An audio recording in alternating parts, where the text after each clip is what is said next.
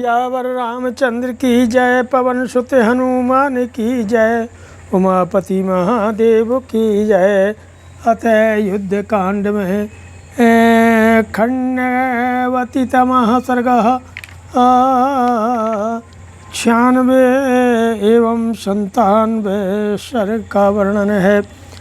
तथा तई कृतगात्रैस्तु दशग्रीवेण मार्गणैः बभूवर्षा तत्पकीर्णा हरिभिस्तदा रावणस्यापशय्यं तं सरसम्पातमेकतः न सेकुशयितुं दीप्तपतंगा ज्वलनं यथा ते अर्दिता निस्तैबाणैः क्रोशन्तो विप्रतुद्रुवुः पावकार्चिः समाविष्टा दह्यमाना यथा गजाः पिलङ्गानामनीकानि महाभ्राणीव मारुतः संययौ समरे तस्मन् विद्मन् रावणासुरैः कदनं तरसा कृत्वा राजेन्द्रो वनौक्षम् आससाद ततो युद्धे त्वरितं राघवं रणे सुग्रीवस्तान् कपीन् दृष्ट्वा भग्नान् विद्रावितान् रणे गुल्मे सुखेणं निक्षिप्य चक्रे युद्धे द्रुतं मनः। इस प्रकार जब रावण ने अपने बाणों से वानरों के अंग भंग कर डाले, तब वहाँ धराशायी हुए वानरों से वह सारी रणभूमि पट गई। रावण के उस असह्य बाण प्रहार को वे वानर एक क्षण भी नहीं सह सके। ठीक वैसे ही जैसे पतंग जलती आग का स्पर्श क्षण भर भी नहीं कर सह सकते हैं।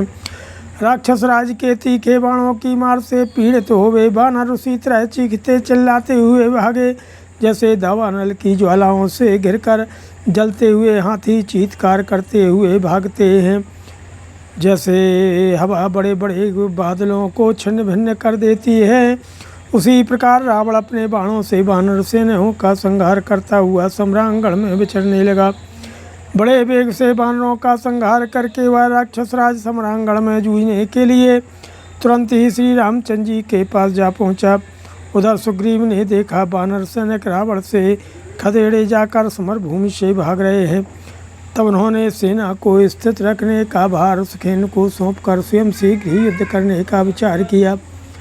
आत्मनः सदृशं वीरं शतं निक्षिप्य वानरं सुग्रीवो अभिमुखं शत्रुं प्रतस्थे पादपायुधः पार्श्वतः पृष्ठतश्चात्सो सर्वे वानरयूथपा अनुजगमुर्महाशैलान् विविधांश्च वनस्पतीन् ननार्दयुधि सुग्रीवः स्वरेण महता महान् पोथयन् विविधांश्चान्यान् ममन्थोत्तम राक्षसान् ममार्थ च महाकायो राशान् वानरेश्वरः युगान्त समये वायु प्रविद्धा नगमानिवो राशानामनीकेषु शैलवर्षं वर्षः अस्मवर्षं यथा मेघा पक्षिसंघेषु कानने कपिराजमुक्तैस्तैः शैलवर्षैस्तु राक्षसा विकीर्णशिरसा पेतुर्विकीर्णायो पर्वताः। सुखेन को अपने ही समान पराक्रमी वीर समझ करके उन्होंने सेना की रक्षा का कार्य सौंपा और स्वयं वृक्ष लेकर शत्रु के सामने प्रस्थान किया। उनके अगल बगल में पीछे समस्त वानर उत्पत्ति बड़े बड़े पत्थर और नाना प्रकार के वृक्ष लेकर चले। उस समय सुग्रीव ने युद्ध में उच्च स्वर से गर्जना की और प्रलय काल में बड़े बड़े वृक्षों को उखाड़ फेंकने वाले वायुदेव की भांति उन विशालकाय वानर राज ने विभिन्न प्रकार की आकृति वाले बड़े बड़े राक्षसों को गिरा गिरा कर मत एवं कुचल डाला।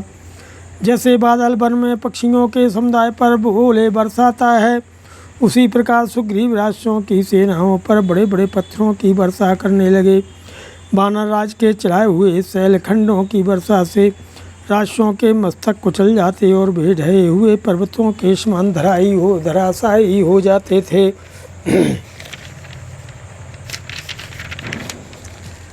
कियत् संक्षीयमाणेषु राक्षसेषु समन्ततः सुग्रीवेण भग्नेषु नदत्सु च पतत्सु च विरूपाक्ष शुकं नाम धर्मी विश्राव राक्षसः रथादाप्लुत दुर्धर्षो गजस्कन्धोपहरुहत् शतं द्वीपे मथारूह्य विरूपाक्षो महाबलः ननर्द भीमनरेहादं वानरानभ्यधावतो सुग्रीवे सहस्रान् घोरान् विसर्ज मुमुखे स्थापयामासोद्विग्नान् राक्षसान् सम्प्रहर्षयन् श्रोतिविद्धासितिवर्णैकपीन्द्रस्तेन राक्षसा चुक्रोश्च महाक्रोधो वधे चास्य मनोदधे तथा पादपि मुद्रितो सूरः सम्प्रधनो हरि अहिपत्यजघानाशु प्रमुखे त्वं महागजं शतो प्रहाराभिहत सुग्रीवेण महागजः अपासर्पदधनुर्मात्रं निखशादनाद च गजात्तु मयि मति मयि तातो तूर्णमाप्यक्रम्य सवीर्वान् राश्वै मुखा शत्रुं प्रत्युद्गम्य ततः कपिम् आर्धवं चर्मखङ्गं च प्रगृही लघुविक्रमः भर्त्सपयन्यो सुग्रीवमाशुषादेवस्थितम्। इस प्रकार सुग्रीव की मार से जब शव और राक्षसों का विनाश होने लगा तथा वे भागने और आर्तनाद करते हुए पृथ्वी पर गिरने लगे, तब विरूपाक्ष नामक दुर्जय राक्षस हाथ में धनुष लेकर के अपना नाम घोषित करता हुआ रथ से कूद पड़ा और हाथी की पीठ पर जा पड़ा। उस हाथी पर चढ़कर महाबली विरूपाक्ष ने बड़ी भयानक आवाज में गर्जना की और बानरों पर वेगपूर्वक धावा किया। उसने सेना के मुहाने पर सुग्रीव को लक्ष्य करके बड़े भयंकर बाण छोड़े और डटे हुए राक्षसों का हर्ष बढ़ाकर उन्हें स्थिरतापूर्वक स्थापित किया। उस राक्षस के पहने बाणों से अत्यंत घायल हुए वानरराज सुग्रीव ने महान क्रोध से भरकर भीषण गर्जना की और विरूपाक्ष को मार डालने का विचार किया। सूरवीर तो वे थे ही, सुंदर ढंग से युद्ध करना भी जानते थे, अतः एक वृक्ष उखाड़कर आगे बढ़े और अपने सामने खड़े हुए उसके विशाल हाथी पर उन्होंने उस वृक्ष को दे मारा। सुग्रीव के प्रहार से घायल हो वह महान गजराज एक धनुष पीछे हटकर बैठ गया और पीड़ा से आर्तनाद करने लगा। पराक्रमी राक्षस विरूपाक्ष उस समय उस घायल हाथी की पीठ से तुरंत कूद पड़ा और ढाल तलवार लेकर के शीघ्रतापूर्वक अपने शत्रु सुग्रीव की ओर बढ़ा। सुग्रीव एक स्थान पर स्थिरतापूर्वक खड़े थे, वह उन्हें फटकारता हुआ सा उनके पास जा पहुंचा। सही तस्याभिसंक्रुद्ध प्रगृही विपुलां शिलां रूपाक्षस्य चिक्षेपो सुग्रीवो जलदोपमां शतां शिलामापतन्तीं दृष्ट्वा राक्षसपुङ्गवः अप्रक्रम्य सुविक्रान्ता खङ्गेन प्रहरत्तदा तेन खङ्गप्रहारेणो रक्षसा बलिना हतः मुहूर्तं भवद् भूमौ विसंज्ञयो वानरः सहसा सा तदोत्पत्त्यो राक्षसस्य महाहवे मुष्टिं संवर्त वेगेनोपातयामास वक्षसि मुष्टिप्रहारा विहतो विरूपाक्षो निशाचरो तेन खङ्गेन संक्रुद्धा सुग्रीवस्य मुमुखे कवचं पातयामाशो पदभ्यां विहितो पतत् स समुत्थाय पतितः कपिस्तस्य विसर्जयतो तलप्रहारमशनेशमानं भीमनिश्वनं तलप्रहारं तदरक्षा सुग्रीवेण समुद्यतं नैपुण्यान् मोचयित्वैनं मुष्टिनो रसितार्यतो ततस्तु संक्रुद्धतरः सुग्रीवो वानरेश्वरः मोक्षितं चात्मनो दृष्ट्वा प्रहारं तेन रक्षसा सा ददर्शान्तरं तस्य विरूपाक्षस्य वानरः। यह देख सुग्रीव ने एक बहुत बड़ी शिला हाथ में ली जो मेघ के समान काली थी। उसे उन्होंने विरूपाक्ष के शरीर पर क्रोधपूर्वक दे मारा। उस शिला को अपने ऊपर आती देख उस परम पराक्रमी राक्षस शिरोमणि विरूपाक्ष ने पीछे हटकर आत्मरक्षा की और सुग्रीव पर तलवार चलाई। उस बलवान साचर की तलवार से घायल होकर वानरराज सुग्रीव मूर्छित होकर थोड़ी देर धरती पर पड़े रहे।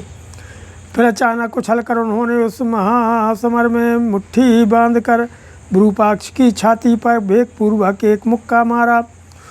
उनके मुक्के की चोट खाकर निशाचर विरूपाक्ष क्रोध और बढ़ गया। उसने सेना के मुहाने पर उसी तलवार से सुग्रीव के कवच को काट गिराया।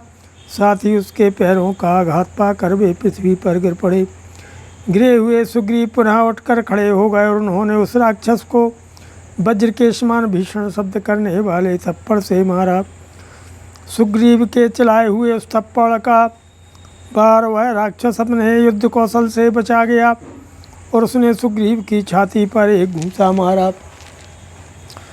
अब तो वानरराज सुग्रीव के क्रोध की सीमा न रही। उन्होंने देखा कि राक्षस ने मेरे प्रहार को व्यर्थ कर दिया और अपने ऊपर उसका स्पर्श नहीं होने दिया। तब वे विरूपाक्ष पर प्रहार करने का अवसर देखने लगे कि ततोऽन्यं पातयत क्रोधान् संख्यदेशे महातलं महेन्द्राशनिकल्पेन तलेन विहता चितो पपाति रुधिरक्लिन्नः चोदितं हि समुद्गिरन् स्रोतोभ्यस्तु विरूपाक्षो जलं प्रस्रवणादिवो वृत्तिनयनं क्रोधात् सपेनं रुधिराप्लुतं दशुस्ते विरूपाक्षं विरूपाक्षतरं कृतं स्फुरन्तं परिवर्तन्तं पार्श्वेन रुधिरोक्षितं करुणं च विनर्दन्तं दर्शुः कपियोरुपुम्। इसके बाद सुग्रीव ने विरूपाक्ष के लाट पर क्रोधपूर्वक दूसरा महान थप्पड़ मारा, जिसका स्पर्श इंद्र के वज्र के समान दुस्सह था। उससे आहत होकर विरूपाक्ष पृथ्वी पर गिर पड़ा। उसका सारा शरीर खून से भीग गया और वह समस्त इंद्रिय गोलकों से उसी प्रकार रक्तपान करने लगा जैसे झरने से जल गिर रहा हो। उस राक्षस की आंखें क्रोध से घूम रही थीं। वह फैन युक्त रुधिर में डूबा हुआ था। वानरों ने देखा विरूपाक्ष अत्यंत विरूपाक्ष हो गया है। खून से लथपथ हो छटपटाता, करवटें बदलता तथा करुणाजनक आर्तनाद करता है। तथा तुतौ संयति संप्रयुक्तौ तरश्विनौ वानर राक्षसानां बलार्णवौ स्वनतुश्च भीमौ महार्णवौ द्वाभ्यो विष्णुसेतु विनाशितं प्रेक्ष्य विरूपनेत्रं महाबलं तं हरिपार्थिवेनो बलं समेतं कपिराक्षसानामुद्वृत्त गंगा प्रतिमं बभूव। इस प्रकार वे दोनों वेगशाली वानरों और राक्षसों के सैन्य समुद्र मर्यादा तोड़ करके बहने वाले दो भयानक महासागरों के समान परस्पर संयुक्त होकर के युद्ध भूमि में महान कोलाहल करने लगे। वानरराज सुग्रीव के द्वारा महाबली विरूपाक्ष का वध हुआ देख करके वानरों और राक्षसों की सेनाएं एकत्र हो बढ़ी हुई गंगा के समान उद्वेलित हो गईं। तो हन्यमाने बले तूर्णमन्योन्नं ते महामृधे सरस्यो महागर्मे सुपक्षीणे बभूवतु सबलस्तु घातेन विरूपाक्ष वधेन च बभूद्युगलं क्रुद्धो रावणो राक्षसाधिपः प्रक्षीणं सबलं दृष्ट्वा बध्यमानं बलिमुखैः बभूवास्य व्यथा युद्धे दृष्ट्वा दैवो विपर्ययम् उवाच च समीपस्थं महोदरमनन्तरं यस्मन् काले महाबाहो जयाशा त्वयि मे स्थिता। उस महासमर में वे दोनों ओर से की सेनाएं परस्पर की मार काट से प्रचंड ग्रीष्म ऋतु में सूखते हुए दो तालाबों की तरह शीघ्र ही क्षीण हो चली। अपनी सेना के विनाश और विरूपाक्ष के वध से राक्षस राज रावण का क्रोध दूना बढ़ गया। वानरों की मार से अपनी सेना को क्षीण हुई देख करके दैव के उलट फेर पर दृष्टिपात करके युद्ध स्थल में उसे बड़ी व्यथा हुई। उसने पास ही खड़े हुए महोदर से कहा, महाबाहो, इस समय मेरी विजय की आशा तुम्हारे ऊपर ही अवलंबित है। जहि शत्रु चमुं वीरुद्रस्याद्य पराक्रमं भरतपिण्डाय कालोऽयं निवेष्टुं साधु युद्धितं यो मुक्तस्तथेत्युक्त्वा राजेन्द्रो महोदर प्रविवेशारिषे एनां सा पतंगियोपाविकं तथा सा कदनं चक्रे वानराणां महाबल भरतवाक्येन तेजस्वी स्वेन वीर्येण चोदितः। वीर, आज अपना पराक्रम दिखाओ और शत्रु सेना का वध करो। यही स्वामी के अन्न का बदला चुकाने का समय है, अतः अच्छी तरह युद्ध करो। रावण के ऐसा कहने पर राक्षस राज महोदर ने बहुत अच्छा कह करके उसकी आज्ञा सिरोधार की और जैसे पतंग आग में कूदता है उसी प्रकार उसने शत्रु सेना में प्रवेश किया। सेना में प्रवेश करके तेजस्वी और महाबली महोदर ने स्वामी की आज्ञा से प्रेरित होकर के अपने पराक्रम द्वारा वानरों का संहार आरंभ किया के वानरास्य महान सत्वा प्रग्रही विपुला शिला प्रविश्यारि बलम भीमं जगनुस्ते सर्वराक्षसान् महोदराः सुसंक्रुद्धा शरैः काञ्चनभूषणैः चिच्छेद पाणिपादोरुवानराणां महावे ततस्ते वानराः सर्वे राक्षसैरर्दितावशं दिशो दशधृता केचित् सुग्रीवमाश्रिताः प्रभग्नं शमरे दृष्ट्वा वानराणां महाबलम् अविदुद्राव सुग्रीवो महोदरमनन्तरं प्रगृही विपुलां घोरां महीधरशमां शिलां चिक्षेपे च महातेजस्तद्वधाय हरीश्वरो तामापतन्तीं सहसा शिलां दृष्ट्वा महोदरः अशभ्रान्तस्ततो बाणैः निर्विभेदे दुराशिदां रक्षसा तेन बाणौघैः निकृता सा सहस्रधा निपिपादता भूमौ गृतचक्रवाकुलं तां तु भिन्नां शिलां दृष्ट्वा सुग्रीवः क्रोधमूर्छितः शालमुत्पाट्य चिक्षेपो तं सा चिच्छेदनैकिदः शरैश्चेभिर्देदारैनं शूरः परबलार्दनः सा ततस्तः क्रुद्धः परिघं पतितं भुवि। वानर भी बड़े शक्तिशाली थे। वे बड़ी बड़ी शिलाएं लेकर शत्रु की भयंकर सेना में घुस गए और समस्त राक्षसों का संहार करने लगे। महोदर ने अत्यंत कुपित होकर के अपने स्वर्णभूषित बाणों द्वारा उस महायुद्ध में वानरों के हाथ पैर और जांघें काट डाली। राक्षसों द्वारा अत्यंत पीड़ित हुए वे सब वानर दसों दिशाओं में भागने लगे। कितने ही सुग्रीव की शरण में गए। वानरों की विशाल सेना को समरभूमि से भागती देख करके सुग्रीव ने पास ही खड़े हुए महोदर पर आक्रमण किया।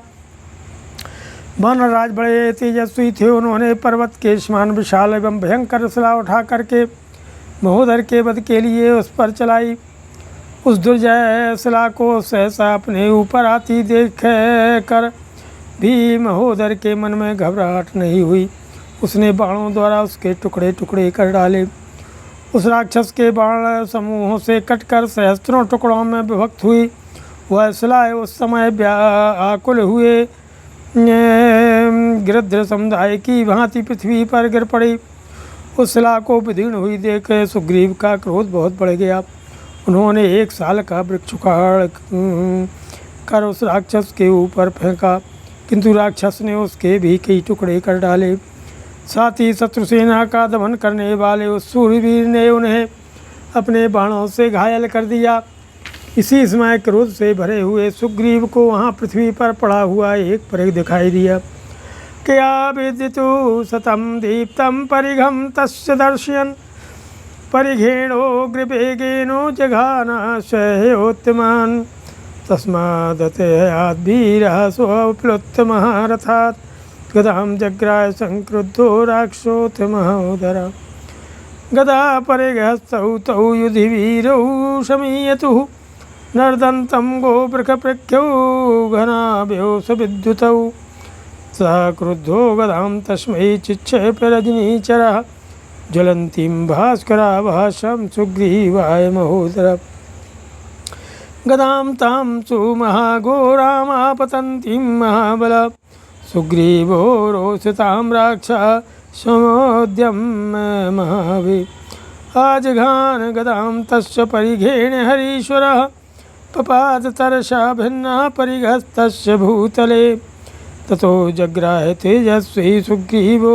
वस्तातलात् आय शम्भुमुशलं घोरं सर्वतो हेमभूषितं सा तमुद्यम्य चिक्षेपशोऽप्यस्य प्रक्षिपद्गदां भिन्नावन्यो निमासाद्य पेततोस्तौ महीतले। उस तेजस्वी परिघ को घुमाकर सुग्रीव ने महोदर को अपनी फुर्ती दिखाते हुए उस भयानक वेगशाली परिघ के द्वारा उस राक्षस के उत्तम घोड़ों को मार डाला।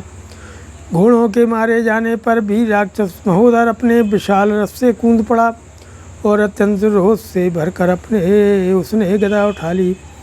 एक के हाथ में गदा थी और दूसरे के हाथ में परिघ। वे दोनों वीर युद्ध स्थल में 2 साणों और बिजली सहित 2 मेघों के समान गर्जना करते हुए एक दूसरे से भिड़ गए। इसके बाद कुपित हुए राक्षस महोदर ने सुग्रीव पर सूर्य तुल्य तेज से चमकती हुई एक गदा चलाई। उस महाभयंकर गदा को अपनी ओर आती देख महासमर में महाबली वानरराज सुग्रीव के नेत्र रोष से लाल हो गए। उन्होंने परिघ उठा करके उसके द्वारा राक्षस की गदा पर आघात किया। वह गदा गिर पड़ी, किंतु उसके वेग से टकराकर सुग्रीव का परिघ भी टूटकर पृथ्वी पर जा गिरा। तब तेजस्वी सुग्रीव ने भूमि पर से एक लोहे का भयंकर मूसल उठाया, जिसमें सब ओर से सोना जड़ा हुआ था। उसे उठाकर उन्होंने राक्षस पर दे मारा। साथ ही उस राक्षस ने भी उनके ऊपर गदा फेंकी। गदा और मूसल दोनों आपस में टकराकर टूट गए और जमीन पर जा गिरे। किततो भिन्न प्रहरणौ मुष्टिभ्यां तौ शमीयतु तेजो बल समाविष्टौ दीप्ताव्योताशिनौ जगन्तुस्तौ तान्योन्यं नदन्तौ च पुनः पुनः तलैश्चान्योन्यपाशाद्यो पेततुश्च महीतले उत्पेततुस्तदा तूर्णं जगनस्तुश्च परस्परं भुजैश्चिक्षिपतुर्वीरावन्योन्यमपराजितौ जगमत्तुस्ततौ भ्रमश्रमं वीरौ बाहुयुद्धे परं तपौ आजिहार तदा खंगम दूरम परिवर्तिनम राक्षसश्चर्मणः सार्धं महावेगो महोदरः तथैव महाखंगम चर्मणः पतितं सह जग्राह वानरश्रेष्ठ सुग्रीवो वेगवत्तरः ततो रोषपरीतांगौ नदन्तावभ्यवधाविताम् उद्यताशीरणे दृष्टौ युधिशस्त्रविशारदौ दक्षिणं मण्डलं चोभौ शतूर्णं सम्परीयतुः अन्योन्यमभिसंक्रुद्धौ जये प्रणीहिताबुभौ सतुसूरो महावेगो वीरश्लाघी महोदरः महाबर्माणि तें खंगं पातयामास दुर्मति। वे दोनों वीर तेज और बल से संपन्न थे और जलती हुई अग्नियों के समान उद्दीप्त हो रहे थे। अपने अपने आयुधों के टूट जाने पर वे घूंसों से एक दूसरे को मारने लगे। उस समय बारंबार गजते हुए वे दोनों योद्धा परस्पर मुक्कों से प्रहार करने लगे। फिर थप्पड़ों से एक दूसरे को मारकर दोनों ही पृथ्वी पर गिर पड़े। फिर तत्काल ही दोनों उछले और शीघ्र ही एक दूसरे पर चोट करने लगे। वे दोनों वीर हार नहीं मानते थे, दोनों पर भुजाओं द्वारा प्रहार करते रहे।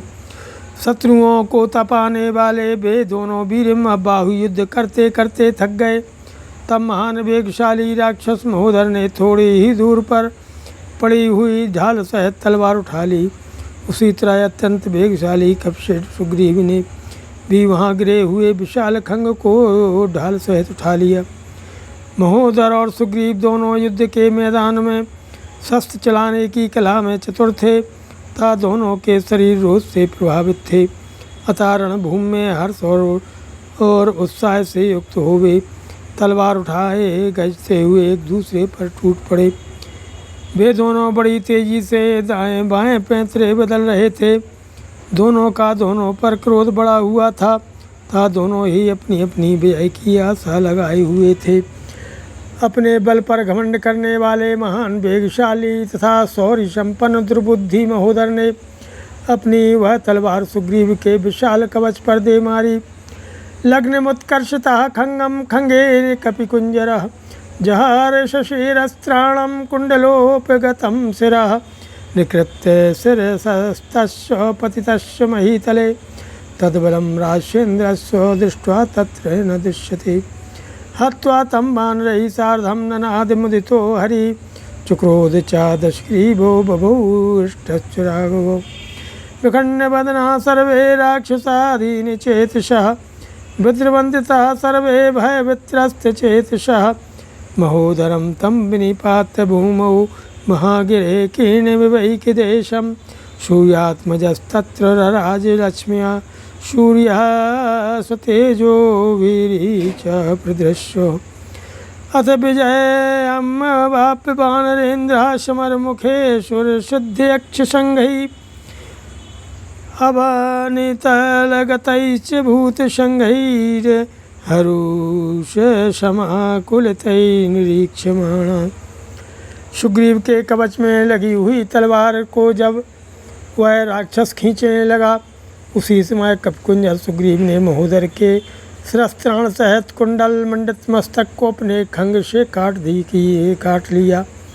मस्तक कट जाने पर राक्षस राज महोदर पृथ्वी पर गिर पड़ा। यह देखकर उसकी सेना पर वहाँ नहीं दिखाई दी। महोदर को मार करके प्रसन्न हुए वानर राज सुग्रीव अन्य वानरों के साथ गर्जना करने लगे। उस समय दशमुख रावण को बड़ा क्रोध हुआ और श्री रघुनाथ जी से हर्ष से खिल उठे। उस समय समस्त राशियों का मन दुखी हो गया। उन सबके मुख पर विषाद छा गया और वे सभी भयभीत चित्त होकर वो यहाँ से भाग चले। महोदर का शरीर किसी महान पर्वत के एक टूटे हुए शिखर सा जान पड़ता था। उसे पृथ्वी पर गिराकर सूर्यपुत्र सुग्रीव वहाँ विजय लक्ष्मी से शोभित होने लगे, मानो अधर्षणीय सूर्यदेव अपने तेज से प्रकाशित हो रहे हों। इस प्रकार वानर राज सुग्रीव युद्ध के मुहाने पर विजय पाकर के बड़ी शोभा पाने लगे। उस समय देवता सिद्ध और यक्षों के समदाता भूतल निवासी प्राणियों के समूह भी बड़े हर्ष से उनकी ओर देखने लगे। सियावर रामचंद्र की जय, पवन सुत हनुमान की जय, उमापति महादेव की जय। जय सीता।